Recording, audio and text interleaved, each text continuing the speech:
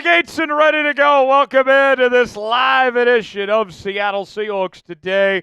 Tyler Jones here with you. Happy to have you with us as it is now the first official day of the NFL offseason. I am trying to smile through all the pain of last night. That's a whole nother story. But nonetheless, we got a loaded show ahead as we're going to talk about a new rumor that's being suggested by the Sporting News of bringing Aaron Rodgers to Seattle. What? We'll explain more and dissect it coming up in just a bit. Also, we're going to talk updated trade targets as we will go over some players that are being linked to the Seahawks of who they could potentially bring in. And then we'll also hear from ESPN's Phil Yates as he has the plan for how the Seahawks could fix their offensive line. We will react to that and more coming up in just a matter of moments. Appreciate you guys being here. As you file in, shout out your city. We'll shout you out as we get this show off and rolling. We're coming at you from the Chat Sports Studios in downtown Dallas, Texas. Good to be back on a live show. Been a couple weeks since we've done a live show here on the channel. We were enjoying our visit to New Orleans last week, doing Super Bowl week coverage, and we brought you some exclusive content here on the channel from Radio Row, but we're glad to be back in studio and bringing you more Seahawks content and continue with our weekly live shows that we have for you each and every Monday and Wednesday around this time, give or take 5:30 Eastern, 2:30 Pacific, each and every Monday and Wednesday here on the channel. Let us know where you're watching from. We are here at the Chat Sports Studios in downtown Dallas, Texas. I am here. Big Tex is on the ones and twos, hanging out here with me as well. Big Jess checking in from Cincinnati, Ohio. Jess, we have a Chat Sports office in Cincinnati, Ohio. Maybe you want to go say hi to Tom Downing Company over there. Cecil's checking in from Olympia, Washington, the state capital of Washington. George is in Arlington. Jaden is in Ontario, California. Lori is in Seattle. Where else you guys at? Let us know in the chat where you are checking in from as we get this show flying here on this Monday. Appreciate you guys starting your week with us here on today's show. 12's Central is checking in from Reno, Nevada. What do they say about Reno? It's like the biggest small town in America. I think that's what they say. Steve J is in Seattle. Courtney is in Texas. So we got a lot of people checking in the building. We got Beach Ball in Alaska. How cold is it right now, Beach Ball? Get back to me on that. We got Granny in Mesa, Arizona. Got Maj in California. Saucy in Castle Rock, Colorado. Garrett is in Middleton, Idaho. Archie is in New York, New York. So with the Super Bowl yesterday, let's ask you, can the Hawks make it to the Super Bowl next year? You think about this. The Eagles at this time last season got eliminated in the wild card round, and there was a lot of rumblings about firing Nick Sirianni and what were they going to do without Jason Kelce, the greatest center in the history of the league, and they turned things around pretty quickly. Brought in Saquon Barkley, made a few big changes, and then they ended up winning the Super Bowl title. And they did so beating the greatest quarterback and greatest head coach on planet Earth in Patrick Mahomes and Andy Reid. I was awfully impressed. And they were the better team. They were more prepared. Andy Reid was out-coached. It makes you think, if the Eagles can do that, why not Seattle here? Year 2, the Mike Macdonald era, coming off a 10-win season. Can the Hawks take that next step and compete in the NFC? Y for yes, N for no. Jaden says yes. And I'm just saying make it. I'm not saying win it. Can they make it next year? Michael says no. Jaden says yes. Saucy says yes. Lori says no. Archie says hell yeah. Roman saying Kent. I don't know what that means. Oh, where he's checking in from. What do you guys think? Can the Hawks make the Super Bowl next year? I've always told you, from the moment Mike Macdonald got hired, this was a 2-year plan. Year 1 was to win 10 games and try to make the playoffs. They did half of that. They won 10 games, but they didn't make the playoffs. And that year 2 was going to be the next step they needed to take to be a contender in the NFC. And I don't think that expectation has changed. I think that is still the plan in place, that this Seattle team, John Schneider and Mike Macdonald, their assignment ahead of them is to do what they can to get to the NFC Championship. I think this should be the goal for this team. Let's see. What do we say in the chat? Super Bowl. Beach Ball says yes. Nicholas says yes. George says yes. Maj says yes. No regret native says hell yeah. So seems to be a consensus that you guys think Seattle can make the Super Bowl next year. That'd be fantastic. That'd be great if that could happen. Big Tex is here with me today. Big Tex, rough game last night. I don't care who you're rooting for. That was just not a pleasant, not a fun game to watch. I've come to expect some great games at the Super Bowl. We've seen some incredible games over the years.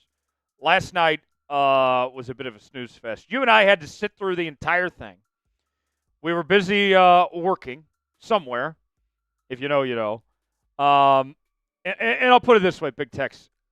I did not have a good time last night, but I'm glad to be back here talking about the Seahawks as they get this offseason going. What did you think of that game last night, Tex? You saw the whole thing. That was not fun. I know a lot of people were hoping the Chiefs would lose. Yeah. But I even think the biggest Chiefs haters were hoping for a good game last night. Yeah, definitely hoping for a better game. If you're like a neutral fan here, I think it was kind of, especially in the first half, like I don't think the score of 40-22 was indicative of the feel of the game, the tone of the game, and who really owned the line of scrimmage when it was really the Eagles by far, and the 22 points was basically just in garbage time at that point. The first half was, if you're a neutral fan, is just awful. But as someone who was a former Cowboys fan turned Chiefs fan, I hated seeing the Eagles beat my new team and get to hoist up the Lombardi Trophy while my team has never done that in my lifetime, or my previous team, I should say, in the Cowboys. So, yeah, it was just kind of a brutal experience overall, man. Damn brutal. But we're still here. We're rocking and rolling. We're still here. I'm still standing. That's right. If you would like a shout-out from Big Tex, we already have 110 people in the building. If you would like a shout-out, get some love from Big Tex, all you got to do in this next minute is spam S in the chat.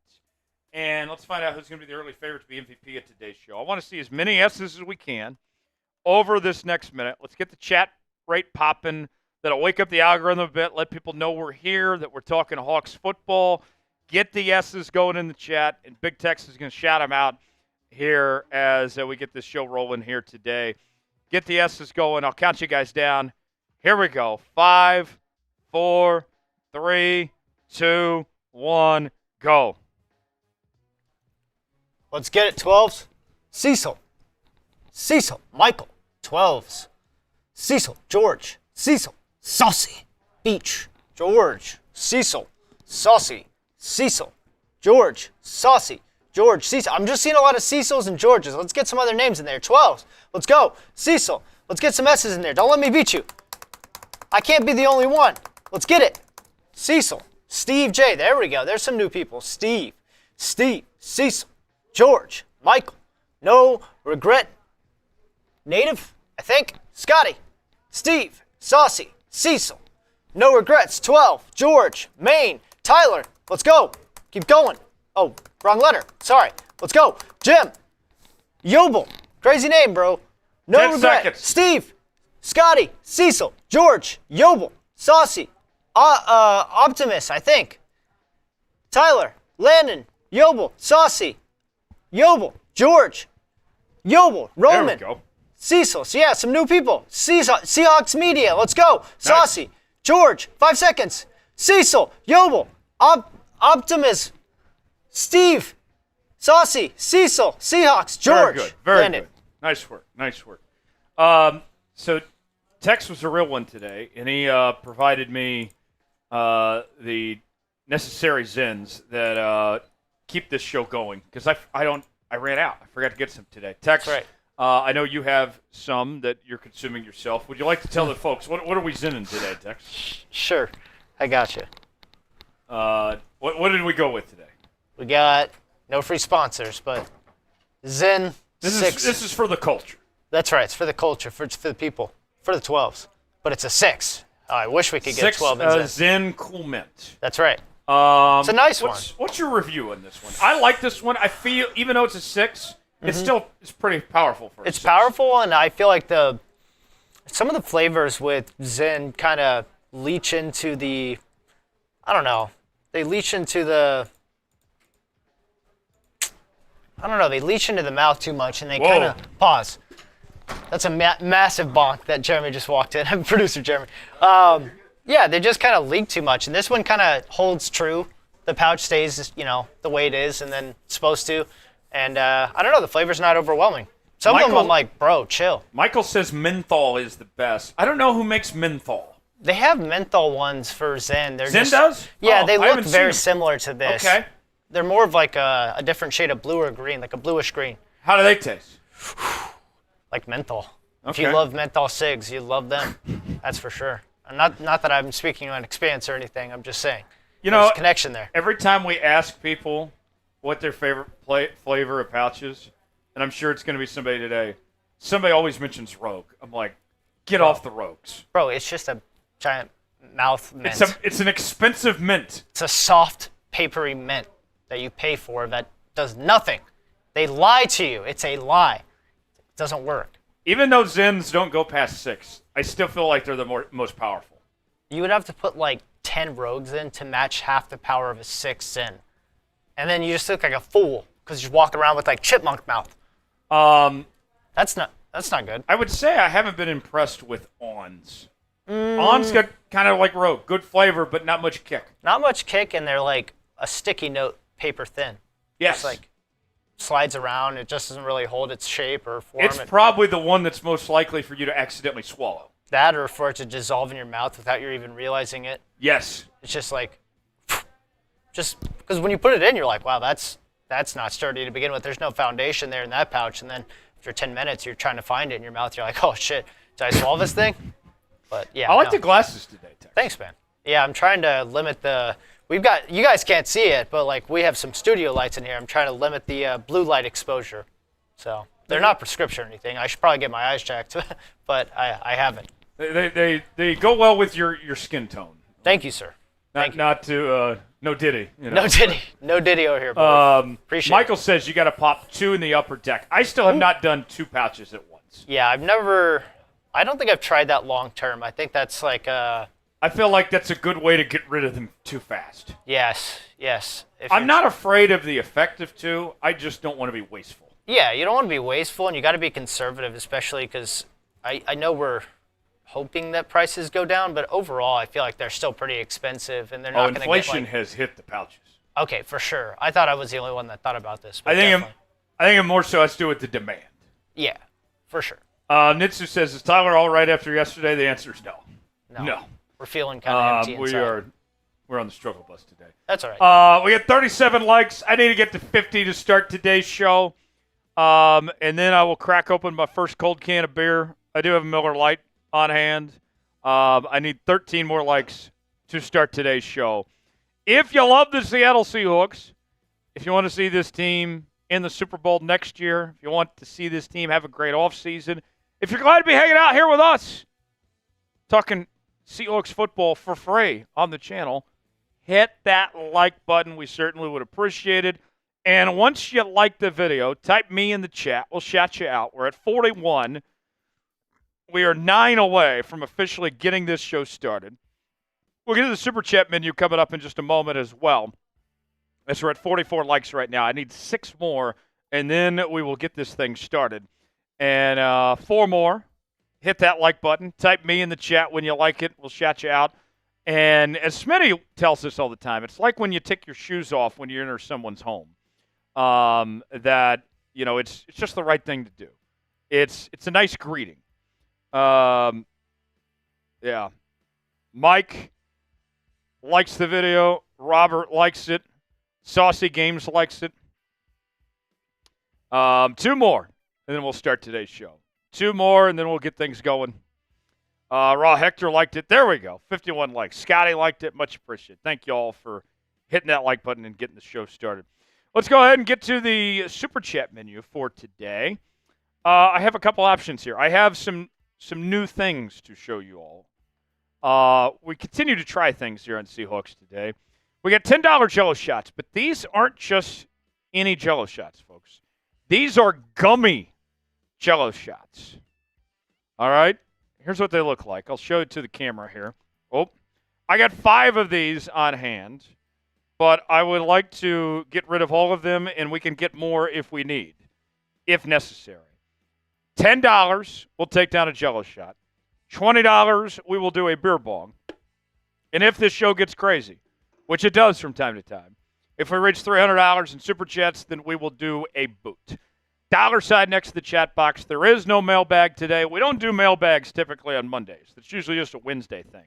So if you would like to be on screen, the only way you can do so today is by sending a Super Chat. $sign next to the chat box. You get your message on screen. You get your name, your avatar, and all that. We'll show you some love if you send in a Super Chat. $sign next to the chat box. And whoever sends in the first Super Chat today, could be $1, could be $100, I don't care. We're going to go crazy, and we're going to show you a ton of love for being the first Super Chatter of the day and getting this party started. So appreciate you all being here as we get rolling here in this live edition of Seahawks Today. We're going to have a great time today. And, you know, we got a lot of fun stuff coming up. As you got the Combine next month. You got the draft in April. Free agency begins next month. We are not slowing down by any stretch of the imagination here on the channel over the next several weeks. All right, here is what's on tap here on today's show. We're going to go over the latest news and rumors. We're going to talk Aaron Rodgers, as the Sporting News has named the Hawks as a top destination for Aaron Rodgers. We'll dissect that coming up in just a bit. We'll also talk about some updated trade targets. Bleacher Report has a list of 3 trade targets for Seattle of who they could look at. And then Field Yates of ESPN, he sounds off. He detailed how the Hawks could fix their offensive line issues. We'll examine that coming up in just a little while from right now. Tex, I got to send a quick message. Can you tell people why and how they can subscribe to the channel here while I send this quick message? I know that we got 100 people watching. I don't know if all of you are subscribed to the channel, but Tex, they definitely should be. If they haven't been subscribed to the channel already, then they need to check out all the great content we're doing as we do this. We now have this Monday live show. We have this Wednesday live show. We hired a bunch of new people here at Chat Sports that are working with us here on Seahawks Today, and this gives us the opportunity to bring you even more content than we ever have before. So it's awesome. It's just the opportunity that we have here. We're getting close to 63,000 subscribers on the channel, and the more subs we get, even more content we can bring you throughout this offseason as we count you down to kickoff here on Seahawks Today. So we appreciate you guys for all you do to make this show possible, and the fact that you're here with us each and every day and here on the channel. Poll question right now. We're about to talk about Aaron Rodgers here in just a moment. Should the Seahawks sign Aaron Rodgers? Wow. Very adamant. 82% of you saying no. 18% saying yes when it comes to signing Aaron Rodgers. We'll talk about that more in just a moment. But Tex, why should people subscribe? That's a great question. As I join the 12s here, let me give me a name badge while I talk to y'all. Hey, we got free Seahawks content all season long. Off-season, regular season, watch parties, live shows like you're seeing right now, Mondays and Wednesdays. And it's all 100% free. All you got to do is hit that sub button. But also, make sure you turn on your notifications, because when you do that, you get notified when we drop a new video. So, I mean, honestly, if you're a 12, if you're not a 12, if you just love the NFL and you want good coverage for free, that's a big reason why you got to subscribe to Seahawks Today. Plus, you get big text here on the 1s and 2s, giving you guys a little bit of a play-by-play, a little bit of a, sub read from the 1s and 2s. Absolutely. Appreciate you guys, though, for sticking with us here. All right. Without further ado, let's go ahead and get started. Yep. We'll begin with our news and rumors. Yep. Then we'll talk trade targets, and then we will tell you what Field Yates had to say when it comes to fixing the offensive line. We'll talk about all of that and more as we get started here on this live edition of Seattle Seahawks Today. Jonesy, Big Tex here with you on this Monday. Appreciate y'all being here with us. Let's, yes, Tushy, and we'll talk Aaron Rodgers as we get started here on this live edition of Seahawks Today, starting right now.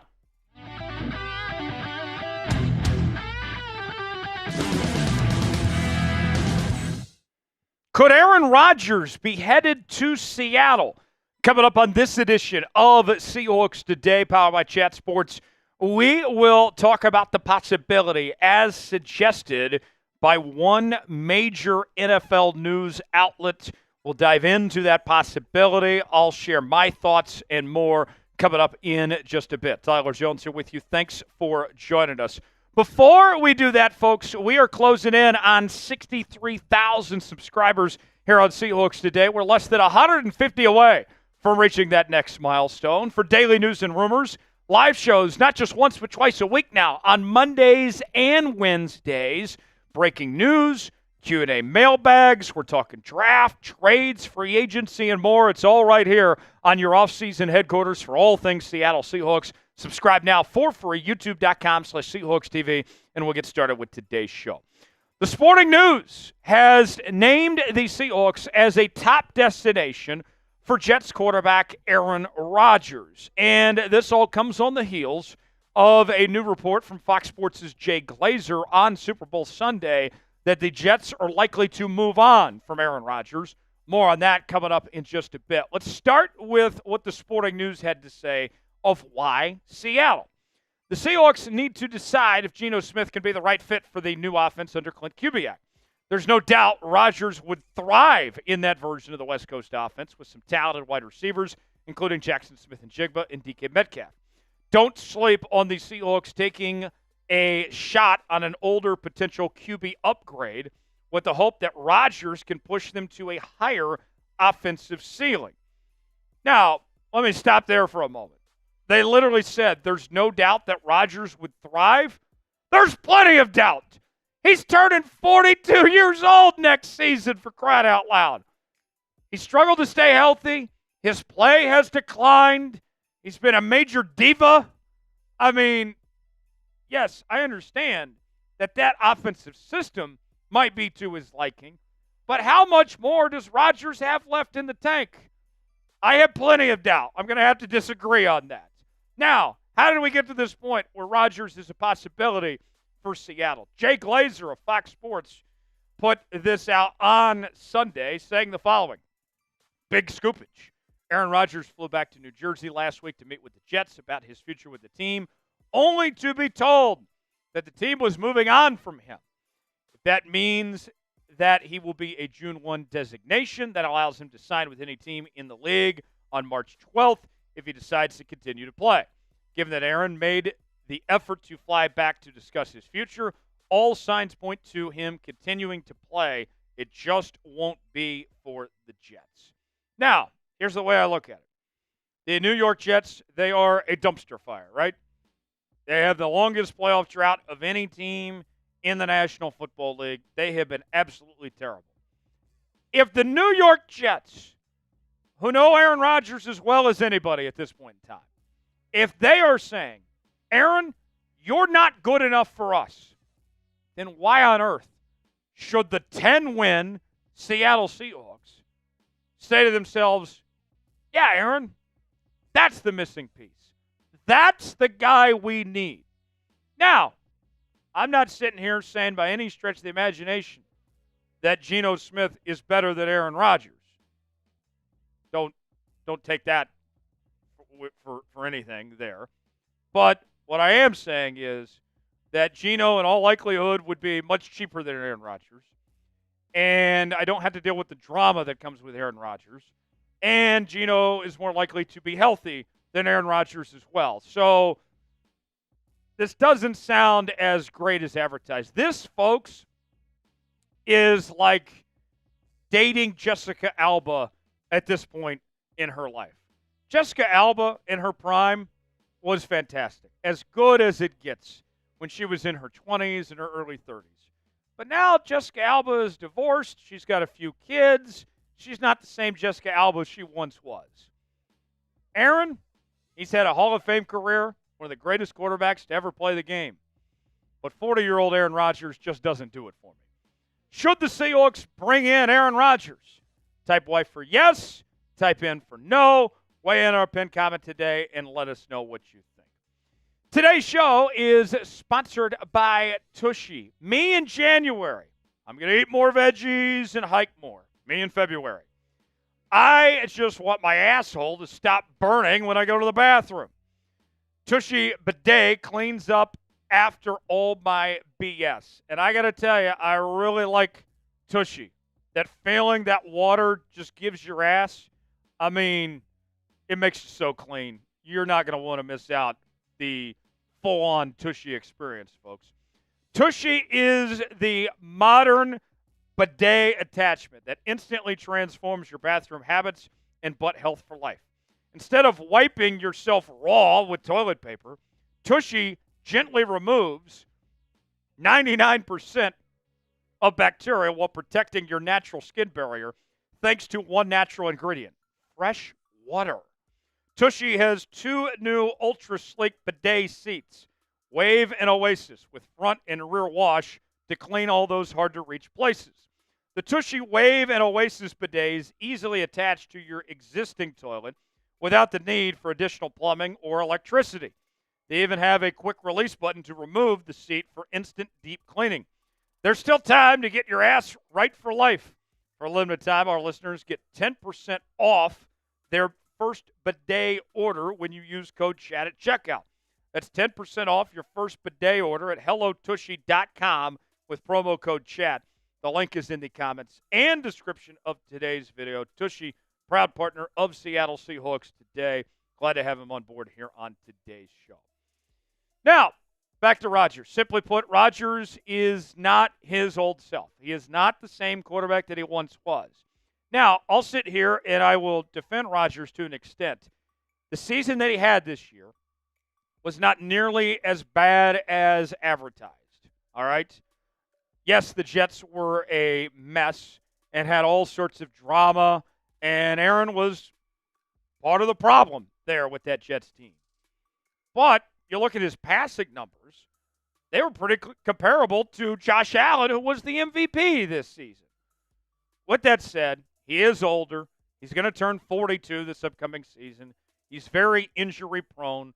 We saw what happened, not this past season, but the year prior, when on the 4th play from scrimmage, he had a season-ending Achilles injury.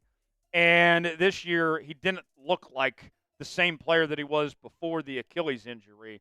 I know it wasn't too long ago that he was winning MVPs and looking like the best quarterback in the league, but those days are done for. He is not going to return to old glory of what he was just even a few years ago. I would expect that Rodgers is going to be a post-June 1 cut. But as Glazer mentions, there is the likelihood that they would designate it as a post-June 1 cut, but then him still be released, technically speaking, in February or March, available for any team to sign when free agency begins on that front. You can't argue with the resume for Aaron Rodgers. He has had a fantastic career, a 4-time NFL MVP, a Super Bowl champion, a Super Bowl MVP, NFL 2010s All-Decade Team, 10-time Pro Bowler, 4-time first-team All-Pro. He would, without question, have the best resume of any quarterback to ever be under center for the Seattle Seahawks. No question about it. Nobody is doubting what Rodgers has done in the past, but this isn't about the past. This is about the future. And I don't think Aaron Rodgers has much of a future in this league anymore. You look at these statistics, and you can see last year wasn't that bad. 28 touchdowns, 11 interceptions, a 63% completion percentage, close to 4,000 yards passing. But even with all that said, look at all the weapons that he had with Devontae Adams and Garrett Wilson and Breece Hall. And even though his numbers were okay, they still didn't have the results to show for it, and he got a head coach fired in the process as well. Now, how could it happen? What is the potential scenario where Aaron could end up in Seattle? Let's just say, for all intents and purposes, if the Seahawks and Geno Smith cannot agree to terms on an extension, which they haven't done so yet. We told you on yesterday's program that the expectation is that Seattle and Geno will get a deal done before free agency begins, but Geno's been wanting a contract extension since before the season started this year. So we'll see it when it actually happens. But if something falls through, and that very well could happen, then Aaron Rodgers could potentially be your second option. If you can't bring Geno back, if it doesn't work out, then maybe there's a door open for Aaron Rodgers because you pick 18th overall. There's not going to be any first-round talent quarterbacks available. I only have 2 first-round grades on quarterbacks in this draft. That's Cam Ward and Shedeur Sanders. They're both going to be gone at 18. Then maybe you bring in Aaron Rodgers because things didn't work out with Geno. If you can't get a deal done, can't agree to terms, if he wants too high of an asking price of what Seattle's willing to pay, then maybe you bring in Aaron. But that's about the only situation where I see that playing out. No disrespect to Geno Smith and to Aaron Rodgers, but the bottom line is this, all right? When we think about the quarterback position for this Hawks team long term, we can't keep thinking about the journeyman quarterbacks like Geno Smith, like Aaron Rodgers, these aging veterans. Even if you get a deal done with Geno Smith like we expect, none of us are sitting here saying that Geno's going to be here longer than 3 years by any stretch of the imagination. It might just be another year or 2 potentially. And Aaron Rodgers at 42 years of age, you'd be hoping to get 1, maybe 2 years. When we're talking about the quarterback position long-term for Seattle, the goal should be to get the franchise young quarterback. All right? That should be what Seattle's trying to do. That's where they should be aiming towards. It shouldn't be about Aaron Rodgers. It's not Geno long-term. It's about finding that young franchise quarterback. It's likely not going to be this year, but that should be the goal for how they address this quarterback position of finding the next answer after Geno Smith. If you had to pick a quarterback right now, who would you rather have? Would you rather go with Geno Smith or would you rather go with Aaron Rodgers? Type GS for Geno Smith. Type AR for Aaron Rodgers. Or in the comments section, let us know. For continuing Seahawks coverage, subscribe now to Seattle Seahawks Today for the latest happenings on your favorite team each and every day throughout the entire offseason. I'm Tyler Jones. Thanks for joining us. We will see you next time. All right. That is one down. We have 2 more segments to go. Should the Hawks bring in Aaron Rodgers? And it looks like the chat was decisively saying no. I did have people text. I got a glance at the chat, getting a kick out of my Jessica Alba comparison there. I know you were listening. Was that fair to Jessica Alba, or was that a little disrespectful to Jessica Alba? What did you think of the comparison of Aaron Rodgers is now present-day Jessica Alba at this point? I mean, it's a good question. I mean, put me on the spot there. Here, let me hop on real quick because we got a super chat as well from Hank Campbell. We'll go to Hank here in just a second. Okay, sorry. But yes, Jessica Alba, Aaron Rodgers, is that a fair comparison at this point? Yeah. I might be a little disrespectful to Jessica Alba, actually. It's a little bit. Jessica's still, for her age, she's a good-looking gal. I don't know. It's, yeah, I get the comparison. I get it. I probably wouldn't have made it just because I don't think in that way, but that's, hey. I mean. It's not unfair, I suppose. What was the last movie Jessica Alba did? Ooh, that's a good question. I don't know. Like, the same can be said about Aaron Rodgers. When was the last, great season he had? Here's a better question. Maybe the chat knows the answer to this. What came first? The more recent great Aaron Rodgers season or more recent great Jessica Alba movie? Probably Aaron Rodgers season, to be honest. The last one that comes to mind for me is, Fantastic Four. And obviously she's made good movies after that, but I haven't seen them. Saucy says, hell, I'd still happily take Jessica Alba any day of the week. Damn, brutal. They don't believe in peyote 40-year-old Aaron Rodgers. I think the chat likes Jessica Alba more than Aaron Rodgers at this point. Maybe so. Hank with a $2 super chat says, O-line and free agency, premier pass rusher in the draft. Not a bad idea. Not a bad idea. Although I would say you need some young linemen to get in the draft too. But I don't think you're necessarily wrong on that, Hank. Thanks for the $2 super chat. That's the first super chat of the day.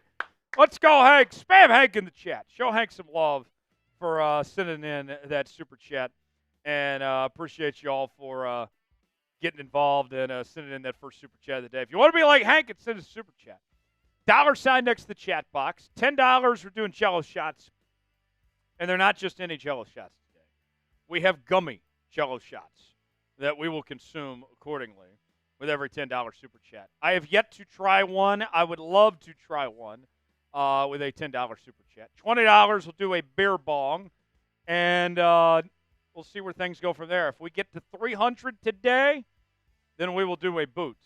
But we still got a ways to go. We got $2 in the bank, so we got $2.98 to go to get to a boot. So we'll see if you guys can make that happen. Everybody keeps spamming Hank. I see Ty Man shouting out Hank. Steve shouting out Hank. Much appreciated. Correct. Yeah. All right. Oh, man. Appreciate y'all being here with us. Up next, we're going to talk trade targets. And then we will talk after that what Phil Yates had to say. He sounded off on how to fix Seattle's offensive line, which needs all the help they can get at this point in time. So we'll dive into that coming up in just a bit. Appreciate y'all being here with us. No mailbag today. So the only way you can be on screen is being like Hank and sending in a super chat. So appreciate y'all doing that and taking part in today's show. All right. Yeah, let's go. Let's get after it. Our second segment, second period for our hockey friends, our Seattle Kraken friends. Let's talk about 3 trade targets for Seattle. We'll dive into that as we continue here in this live edition of Seahawks Today. Jonesy, Big Tex here with you. Appreciate y'all being here. Let's get started with segment 2 as we are talking trade targets for Seattle starting right now. Glad to have you with us here on Seahawks Today. I got a little challenge for the 12s. Chase Sr. over at the 49ers report, he was talking some smack, and he said, Tyler, I've seen your sub numbers. You guys aren't even close to the 49ers report. There is no way that you could get 50 subs off of today's video. And I said, Chase, first off, you're wrong. You are a part of a loser team. We beat you guys the last time around. We had a better record than you guys. I won't stand for this. I will defend your honor, 12s. Back me up on this. Let's get 50 new subscribers off today's show and prove the 49ers report wrong. Make it happen for the latest happenings on your favorite team all offseason long. Subscribe now for free, and we'll get started with today's show.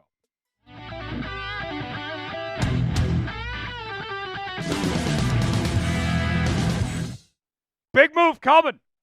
Could that be the case for Seattle as the offseason is officially here?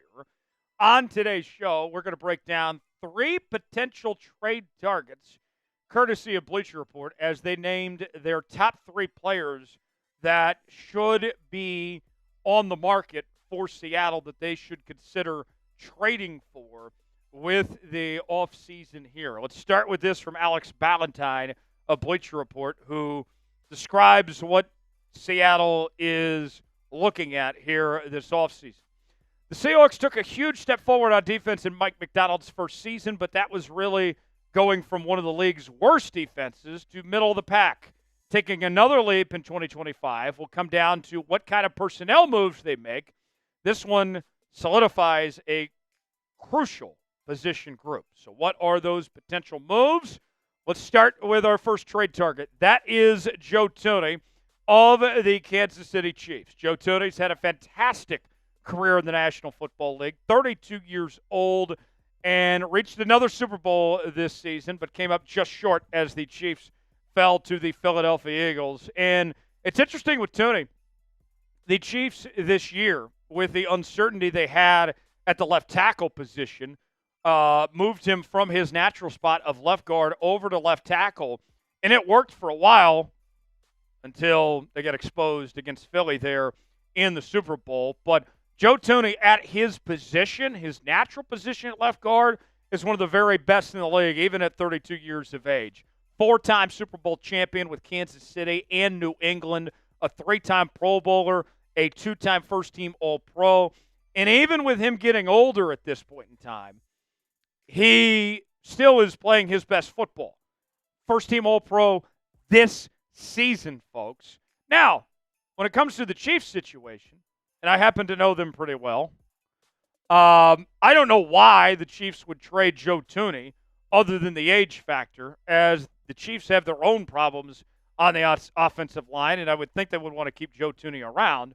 But if they're willing to, for whatever reason, to potentially say bye-bye to Joe Thuney, if I'm John Schneider, I'm raising my hand. Hey, over here. We'll take him. We need all the help we can get. He's still playing at an extremely high level at 32 years old. In fact, you could argue he's played the best football of his career right now. In fact, when they moved him over to the left tackle position, week by week, he continued to improve and get better. I would think in Seattle, with Charles Cross there, he would go back to his natural position of left guard.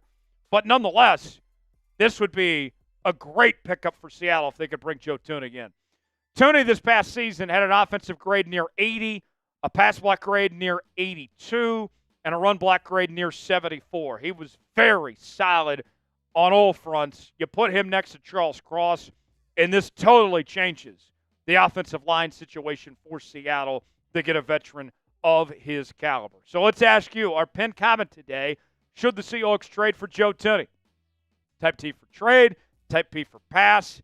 You might get an ad break while the ad's playing. Get your votes in. Let us know. Type T for trade, P for pass in the comments section below.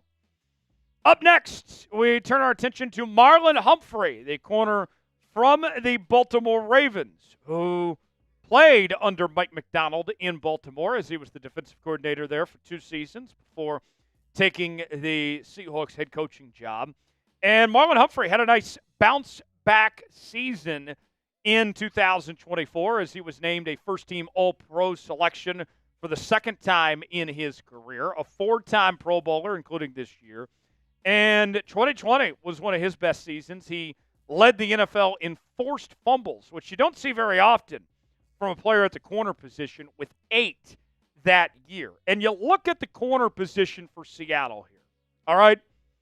You have a great one at the nickel spot in Devon Witherspoon. Devon Witherspoon, I think, is my favorite player on this Seahawks team right now. I love what he's doing. But Rick Woolen, you're a little sus about. We've seen the good. We've seen the bad. But even with that said, Rick Woolen's not going anywhere because you have too many weaknesses at that corner spot. Josh Jobe was a nice find, a nice promotion off the practice squad. But if we're going to be honest here, does anyone feel confident about Josh Jobe being a full-time starter going into next year? I would be more than happy to keep Josh Jobe around, but I don't want him to be my starting outside corner. If he backs up Marlon Humphrey, that's a compromise that I could be down with. All of a sudden, then you have some depth. You get a talented player like Humphrey who's playing some really good football and has thrived in Mike Macdonald's system in the past. I like this possibility.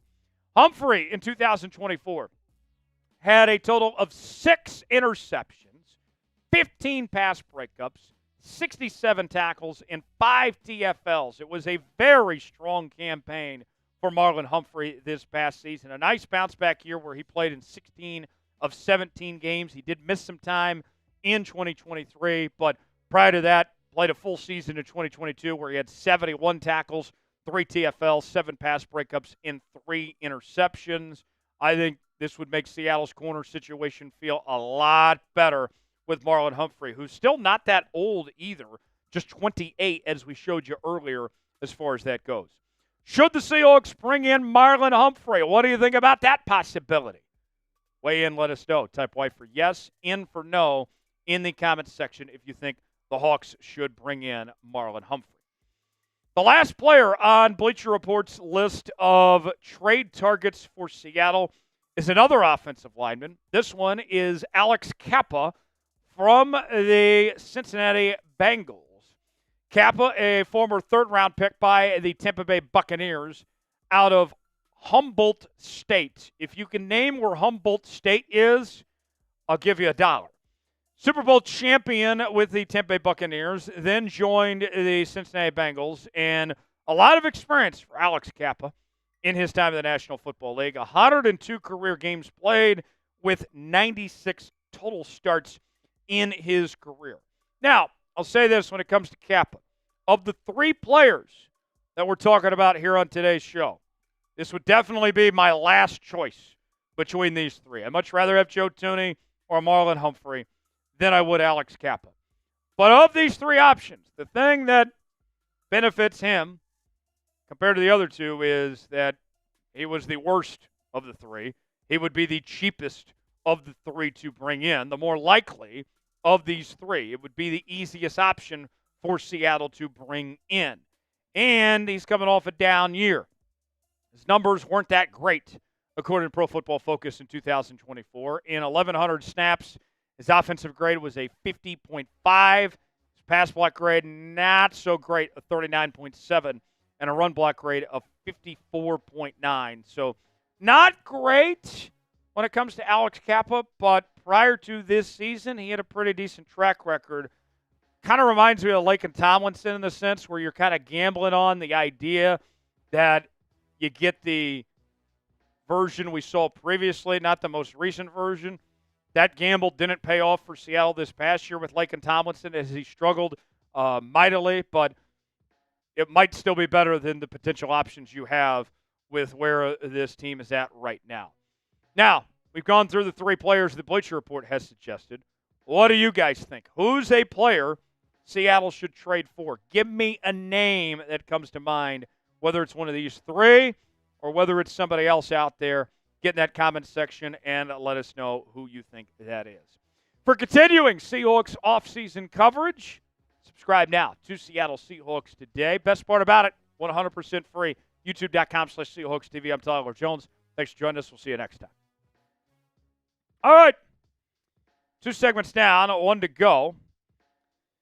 Up next, we'll hear from ESPN's Phil Yates as he explained how Seattle should fix their offensive line issues. In the meantime, who is a player the Hawks should trade for? Who comes to mind that you would like to see Seattle trade for? Weigh in and let us know in the comment section of who that is. And I got to tell you, Tex, of those players that we mentioned, Alex Kappa doesn't excite me that much, but Joe Thuney and Marlon Humphrey, I think both of those guys would be game changers for this Seahawks team. Especially, I would power rank it how we had in the graphic. I would go Thuney 1, Humphrey 2, and then a distant third, Alex Kappa. I would probably take any of the three, but I would definitely go in that order. Yeah, I agree with you. I mean, I think the cornerback situation is, I would argue, maybe a little bit better for Seattle than their offensive line. Especially the interior. So someone like Joe Thuney would be potentially more valuable for them for what they need right now. But I also wouldn't hate the idea of getting someone of Marlon Humphrey's caliber. I mean, the guy had, 6 or 7 interceptions this year? I mean, guy's a stud when he's healthy. So I feel like either option would be really good, but I would probably lean more towards Joe Thuney just to fix or address the offensive line a little bit, to give whoever is going to be under center some more time and not get sacked so much and, their brain mushed up. Yeah, I think so. Who's the chat think? Daniel says Myles Garrett or Creed Humphrey. Myles, I don't think Creed Humphrey's going anywhere. Myles Garrett, that'd be a little pricey. But people are talking. We did a video on that last week. Let's see what else we have here. Yeah, we showed that super chat. Scotty says trade for a running back. That's a no. We're not trading for running backs. Absolutely not. You got 2 good running backs, Kenneth Walker and Zach Charbonnet. Why are we trading for a running back? Come on now. Come on. Mike says we should trade Geno Smith for a 7th-round pick. That's funny. That's funny. All right, there's the super chat menu. Last chance to get involved in today's show. $10 will do Jello shots, $20 do a beer bong, $sign next to the chat box if you'd like to contribute, and send us a super chat, and we get you some screen time here on the program if you guys would like to send us a super chat. There is no mailbag today, so the only way you can get on screen with your message and whatever's on your mind is by sending a super chat, $sign next to the chat box, and we'll make it happen. Up next, Field Yates explains how the Hawks should fix their offensive line issues, and he has some pretty intriguing ideas. We'll go over those, react to it, coming up in just a bit in our final segment before we wrap up and get out of here on this live edition of Seahawks Today. Appreciate y'all being here with us as we're doing this live show every Monday and Wednesday around this time, about 5 o'clock Eastern, 2 o'clock Pacific, here on the channel. Let's go ahead and get started with our final segment. Let's hear from Field Yates as he sounds off about the Seahawks offensive line issues, what they need to do to address them. We'll talk about it as we get started. Right now, here, Seahawks Today. Welcome in to this edition of Seattle Seahawks Today, powered by Chat Sports. Tyler Jones here with you. Thanks for joining us. On today's show, we're going to let you hear from ESPN's Field Yates, one of the smartest minds in all of football. He did an interview with a local radio station in Seattle within the last few days, and he explained how the Hawks should fix their offensive line problems. And he's got some pretty interesting ideas. So let's go ahead and dive right into it.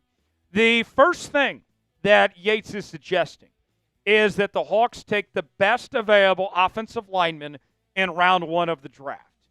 He's saying that whether it's a tackle, a guard, a center, whatever it may be, whoever is the best available, that they need to get that offensive lineman and then just figure out somewhere to put that offensive lineman in this group. Let's start with this from Field Yates. I certainly would feel very strongly about getting an offensive lineman at number 18 if the board aligns. But I'm also open to being a bit more dynamic with my line combinations going forward. With Abe Lucas's health and his inconsistency in terms of being available, that's a position I think you feel good about when he's healthy. But over the past 2 years, he's played 13 games. Now, as I've evaluated and looked at this draft class, in all honesty, this is not a great year for guards in this draft.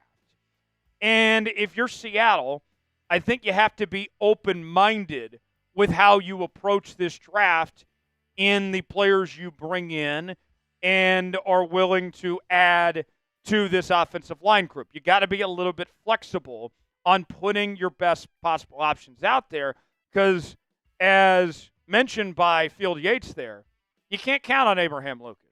I think we all like Abraham Lucas. We know he's a good football player, but he struggled to stay available. And I don't know how healthy Abraham Lucas is going to be long-term, let alone if they're going to give him a long-term contract, if they can trust his health to stack up. So with that said, who are the top offensive linemen that are available that Seattle could potentially pick with that 18th overall selection? There are 4 offensive linemen that are in Mel Kiper's big board, his top 25. And they include Will Campbell from LSU, Kelvin Banks, the offensive tackle from the University of Texas, Josh Simmons, the offensive tackle from Ohio State, and you have to go all the way to 23 before you find a guard in Tyler Booker. And I got to tell you, I like Tyler Booker, but as Field mentions there, let's just say for all intents and purposes, you're picking at 18. If Campbell, Banks, or Simmons, if those 3 are still available before you, or rather when you pick at 18, and Tyler Booker's still there, I'm taking any of those 3 before I'm taking Tyler Booker. And I'll figure out where to put them on the offensive line. In fact, there's some potential flexibility even with these guys right here. More on that coming up in just a bit. But I think he's absolutely right about that. You get the best available offensive lineman, and then you potentially move some things around. And there could be some movement involving Abraham Lucas. More on that coming up in just a bit. Here's what I want to survey the 12s. If you think Seattle should draft an offensive lineman in the first round, like today's video. If not, if there's another position that comes to mind, if you think they should go edge or corner or something else, whatever it may be, comment and tell me why you think they should draft a different position. Let us know. Like the video for an offensive lineman. Comment if you think it should be something else. Weigh in and let us know. Today's show is sponsored by Z-Biotics. Ever skipped a workout because of drinks the night before? Me too. If you're committed to your healthy routine this year, you need Z-Biotics Pre-Alcohol. Pre-Alcohol is the world's first genetically engineered probiotic. It was invented by PhD scientists to tackle rough mornings after drinking. When you drink, alcohol gets converted into a toxic byproduct in the gut. It's this byproduct, not dehydration, that's to blame for your rough next day. Pre-alcohol produces an enzyme to break this byproduct down. Just remember to drink this probiotic before drinking alcohol. Drink responsibly and get a good night's sleep to feel your best tomorrow. So I was in New Orleans last week for Super Bowl week, and I just tried pre-alcohol for the first time last weekend, and I can honestly say there is no better way to feel my best the morning after drinking than Z-Biotics. And I got to tell you, you are going to feel alive when you take Z-Biotics. It is going to be a game changer, and it was a game changer for me, helping me survive New Orleans, folks. Go to zbiotics.com/chatsports. You can also scan the QR code on the screen right now to get 15% off your first order when you use ChatSports checkout. You can also sign up for a subscription using my code so you can stay prepared no matter the time or occasion. Z-Biotics is backed with a 100% money-back guarantee. So if you're unsatisfied for any reason, they'll refund your money, no questions asked. Remember to head to zbiotics.com/chatsports and use code chatsports at checkout for 15% off. Thank you, Z-Biotics, for sponsoring this episode and our good times. All right, next up. So Phil Yates says that the Hawks should be open to the idea of potentially moving Abraham Lucas to the offensive guard spot. And I have mentioned this possibility for a long time on this program of moving Lucas there to the right guard position. And I've heard some of you say to me, well, he's too big to play offensive guard. Well, newsflash, I want big guys on my offensive line. I'm not worried about him being too large of a human being to play the offensive guard spot. And the way that we're seeing the game evolve in 2025 and beyond when it comes to the offensive lineman, it's starting to become a little more positionless of sorts. You want your guards to be able to move around much like tackles in their movements when it comes to pulling and their positional flexibility. So it could be an easy switch potentially to have Abraham Lucas play the guard position, especially if you got concerns about his health of just having more options available to your liking there. Phil Yates said this. So if there's a great tackle available there that you think could become a 6 or 7 year solid starter, whether it's exploring or moving Abe Lucas to guard. You can't count on Abe to stay healthy. So if your best option is to take a tackle, like one of those names we mentioned, like Campbell, Banks, or Simmons, then you can go ahead and move Abraham Lucas to the guard spot, and then you're getting the best that you can possibly get out of your offensive line. I think that makes sense. And you look at Abe's grades. He was okay. He wasn't bad this past season when we saw him late in the second half of the season with an offensive grade of 61.9, a pass block grade near 66, a run block grade of 63. It was a dramatic improvement from the players we saw in his position before he made his return. And if you're looking for an example, well, how could this work of moving a tackle to a guard spot? Might I turn your attention to the Super Bowl champion Philadelphia Eagles and a guy by the name of Mekhi Becton. Played the guard spot, played it really well, and was a big reason why the Eagles won the Super Bowl this year. The Eagles have shown they can make this work. And speaking of the Eagles, think about Jason Kelce all those years. The way that he was moving around as a center, that was a guy that had the movements of a guard and the movements of a tackle. All right? So you can make this work with Abraham Lucas. I think Mekhi Becton is the example I would point to. And I was talking to Mekhi Becton at the Super Bowl, and Mekhi was asked, do you see yourself as a tackle? Are you more of a guard now? And you know what his answer was? He says, I'm going to play wherever they put me. I'm a guard right now, but if I need to play tackle, I can play tackle. And I think that's the approach that Abraham Lucas needs to take.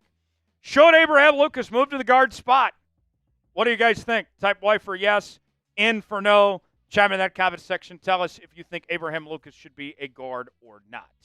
Seahawks Today is bringing you nonstop Seahawks coverage all offseason long. We're bringing you not one, but 2 live shows a week every Monday and Wednesday. We're also bringing you our daily news and rumors, sometimes 2 and 3 videos a day. We also have coverage of the draft, free agency, trades, and more, breaking news, Q&A mailbags. I don't care if I had to make a video from my own apartment at 11 o'clock at night. I've done that before. I'll do it again if I need to. We are on top of everything this offseason here on Seahawks Today. Subscribe now for free, youtube.com/SeahawksTV. Number 3, Yates mentions that not just Abraham Lucas should be considered of a potential move to the guard spot if necessary, but also examining the versatility of different offensive linemen to play other spots. Listen to this from Phil Yates. Whether it's moving somebody to guard that you drafted as a tackle, I think you just have to be open-minded to getting your best 5 on the field. And you think about this. You have a few guys in this draft that are tackles. And get this, folks. Some of those high-level tackles in this draft actually might be better suited playing guard at the next level anyway, which would work out pretty good for Seattle in their circumstance. 2 names in particular. Kelvin Banks, who we talked about a moment ago, and then Mimbo from Missouri, who we've mocked to Seattle in previous mock drafts before. Those 2 guys could be guards at the next level potentially. Daniel Jeremiah of NFL Media even seems to think so. Here's what he said on Banks. Some teams see him as more of a guard, but I believe he can hold up as a tackle. Overall, Banks has some things to clean up, but I like his core foundation of strength and agility. And then he said this on Mimbo. He could more than hold his own at tackle in the NFL, but he has the tools to become an all-pro guard. He reminds me of Elijah Vera Tucker coming out of college. So there you have it. I think the main key here is whether it's Abraham Lucas or whether it's somebody you draft in the first round, be willing to be flexible. That's all I ask. All right? So for Clint Kubiak and his new offensive staff, just be willing to be flexible and put the best 5 guys you can make work with this group. Who's the player the Seahawks should draft? Give me a name that comes to mind and let us know. If you enjoyed today's show, you already know what to do. Hit that like button. We certainly would appreciate it. I'm Tyler Jones. Thanks for joining us. We'll see you next time here on Seahawks Today. All right. We did have a super chat come in. If you guys would like to send us a super chat, $10 doing jealous shots, $20 doing a beer bong. Dan the Man Miller, I saw send in a 20. Dan, do you want us to do a beer bong or do you want us to knock out 2 jealous shots? I could do 2 or I could give 1 for me and 1 for Tex. It's up to you. Let me know what you're thinking, Dan. But let us know. Lon says, Lon's still calling you Tex-Mex, by the way. Is Chase Senior original? I thought the chat came up with that. He says Tex-Mex at left tackle, Tyler Jones at right tackle. Tex. That is a horrible comp for me, man. When I played middle school football, I was an outside receiver and sometimes slot, like Cole Beasley. 'Cause you're pretty fast, right? Yes. Yeah. And then did you have good hands? I'd like to think so. I think I was better at like coverage as a cornerback than I was wide receiver, which you could argue. Thank you, Dan, by the way. You could argue is probably a little bit harder to do than being a wide receiver because you have to like cover a wide receiver and you have to catch up. You have to like watch their hips and see how they're turning, you know? So, but left tackle, definitely not for Big Tex. I don't have the size, but I do have the speed to play in the secondary or potentially as a slot wide receiver. I think would be a better comp for me. What about you, Tyler? So I could have been an offensive lineman about 100 pounds ago. True. He says Jello shots. So Tex, here you go. Have one for yourself as we answer Thanks, Dan's boss. super chat. Appreciate you, man. I think those days have come and gone Yep. of me being an offensive lineman. I think I would be like a slow tight end at this point. That's fair. I don't have much speed, but I could catch and I could block. Could be a good run blocker. Yeah, I could be a blocking tight end potentially. I like it. I like it. How's the Jello shot, by the way? It's good. It's good. These are gummy Jellos, by the way. Mm-hmm. Cheers. In there. Ooh. Oh. Got some kick, but it's tasty. Thank you, Dan. Thank you, So Dan. let's say we lose DK. What do you think about Cooper Kupp? Be pretty ideal. You know, He's a stud. I'll say this. Here's what I think, Dan. Cooper Kupp's not a bad option if you lose DK. I'm not looking to bring him in to replace Tyler Lockett because it's just gonna cost too much and you got other needs to fill. But if you lose DK, then you're really desperate. That's right, Mike. But here's a name. Here's a name to watch. If you're Seattle, I'll add to this, Dan. I would keep an eye on Deebo Samuel. We have heard over the last couple of months that John Schneider is a big fan of Deebo and has been a big fan of Deebo for a long time. And whether it's if DK moves on or if they, need to find a replacement for Tyler Lockett, I know it's expensive. I'm not saying this is what I would do because I think Deebo's lost a step.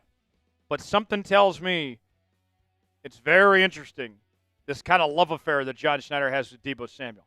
Not saying that's what I would do, but something I would keep an eye on. I don't find it a coincidence. Tex, I know we talk rumors all the time around here. Right. But I don't find it just a coincidence that all of a sudden in the middle of October we were hearing stuff from Adam Schefter about, wow, John Schneider has really loved Deebo Samuel. And then it started to resurface again in January. I don't know if it's going to happen, but it is something to keep an eye on. Like, I don't think that's unintentional noise. No, and I think where there's smoke, there's fire, so you definitely have to keep an eye on it. At minimum, it's a rumor, and there could be a lot of steam to it in the future, and I definitely see the connection there with what you're talking about, and I think it would be a decent fit for Seattle if they could somehow get that done. And I'll say this, too. You could have a scenario, Tex, where maybe it is true. Maybe John Schneider does love Deebo, and he's always wanted him on his team, right? And he wants to make a move for Deebo. All of that could be true. They could even try to make it happen, and it still doesn't happen. That's right. So I think that is something interesting to monitor on that front. Dan, thanks for the $20 super chat. We will sign off. Appreciate y'all being here with us. We'll have continuing coverage on the channel throughout the week. Got more videos coming out tomorrow. Another live show on Wednesday, so stay tuned for that. Hope you all have a great rest of your Monday. Have a fantastic week. For Big Tex, I'm Tyler Jones. Thanks for joining us. Have a great night, everybody. We'll see you next time right here on Seahawks Today.